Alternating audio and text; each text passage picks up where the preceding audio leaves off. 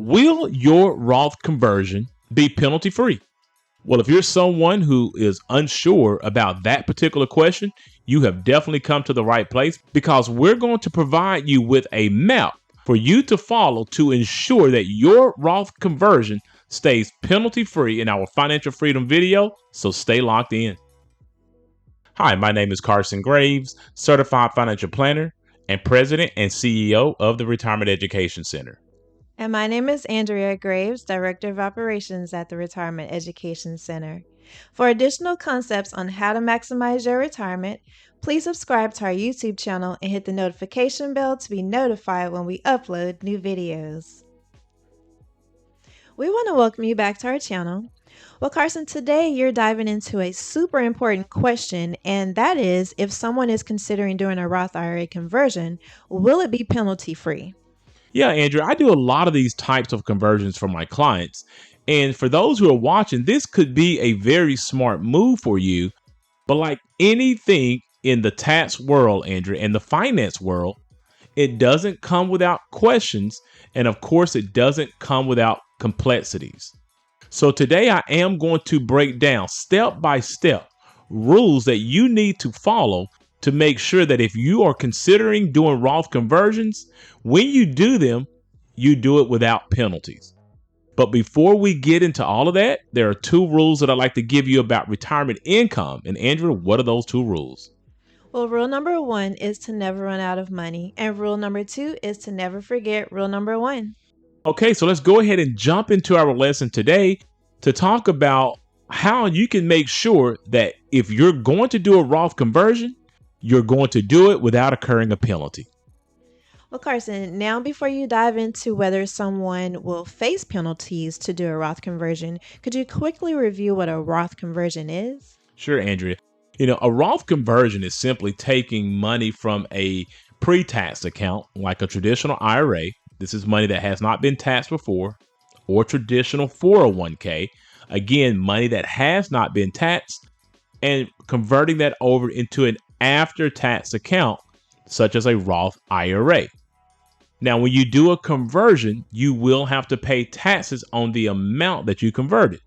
So, for example, if you had $100,000 in a traditional IRA and you wanted to convert, let's just say $20,000 over to a Roth IRA, that $20,000 would be considered taxable income on that conversion, and you will owe taxes on that $20,000 from the conversion. But the beauty of doing something like this is that once that money has now gotten into a Roth IRA, it will then enjoy tax-free growth, and also, if you follow the rules, tax-free withdrawals on the back end in your retirement. But the key point that I'm making today is that if you follow the rules, and that is what we're going to be talking about in today's video. But before we transition over to our teaching slides, I want to remind you to make sure that you stay to the end, because I am going to give everyone one clear way how their Roth conversion can always be penalty free. So now let's go ahead and transition over to our teaching slides so that we can provide you a clear-cut roadmap how you can make sure that your Roth conversion stays penalty free. So when you're trying to figure out if your Roth IRA is going to be penalty free, you want to start here first. You've got to start with questions. That's why our motto is that if you have questions, we have answers, because having a question is where you're going to always want to start when it comes to making sure that you're going to be able to follow the rules. And of course, you need to be asking those questions to qualified individuals in this field. So the first question that you're going to want to ask yourself is, will you be converting a traditional IRA, 401k, 403b, or a TSP account? And by traditional, that means dollars that have actually been pre-taxed. That means that you've never paid taxes on it. If the answer to that question is yes, you need to continue from here. The next question that you're going to want to ask yourself is, are there any non-deductible contributions in any of the IRA accounts that you currently own? And that can be from a SEP IRA. It can be from a simple IRA. But we're not talking about Roth IRAs or inherited IRAs here. If the answer to that question is yes, there is a separate video that we've done about a Roth pro rata rule that you need to go take a look at, because If you have any non-deductible contributions in an IRA, there are different rules that apply to that Roth conversion. But if the answer to that question is no, then you want to move on to the next question. And that question is, are you or your spouse receiving any subsidies when it comes to your health insurance premiums, or if you are enrolled in Medicare Part B or Part D? Now, if the answer is yes to that particular question, there is some separate rules that you're going to want to be aware of that we don't cover in this particular video. But just for this video, we're going to assume that the answer to that question is no. You're not receiving any subsidies for health insurance, and you're not currently enrolled in Medicare Part B or Medicare Part D. So the next question that you're going to want to ask yourself here is, do you expect to take any distributions from your Roth IRA within 5 years of the conversion? This is a very, very big question. Now, if the answer to this question is yes for you, there is a separate video that we've done in this area that you need to know about, because you certainly have to follow what is known as the 5-year rule when it comes to any Roth conversions. But let's just assume for this video that the answer is no, because we're talking about how can your Roth conversion be penalty free. So let's assume that the answer to this question is no. Now, the next question that you're going to want to ask is, are you subject to any required minimum distributions in your IRA? Let's just assume that you're going to say no to this question as well.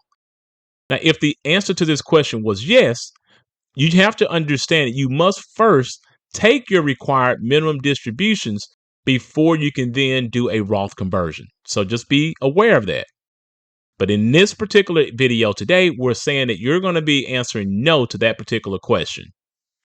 The next question that you're going to want to ask yourself is, will taxes be withheld from the conversion amount? If you answer yes to this question, you have to be really careful here, because if you're under the age of 59 and a half, you could have a penalty if you're going to have taxes being withheld from the dollar amounts that you're converting. But let's just assume you are speaking to a qualified advisor who can help you in this area to make sure you don't make this mistake.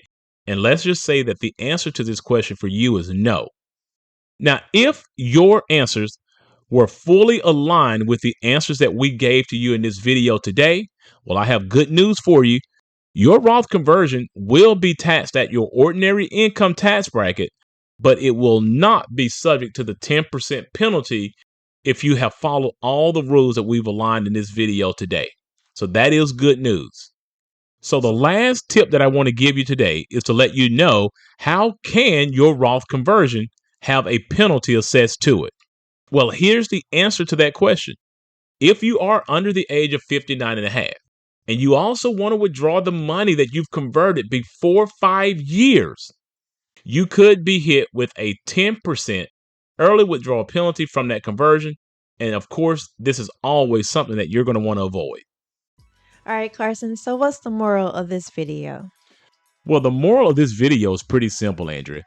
If you want to make sure that your Roth conversion stays penalty free, the one thing you might want to do is to subscribe to this channel, and then, of course, consult with a qualified certified financial planner who can help you with these types of financial decisions. After this video, please check out our other videos that will give you tips on how to maximize your retirement.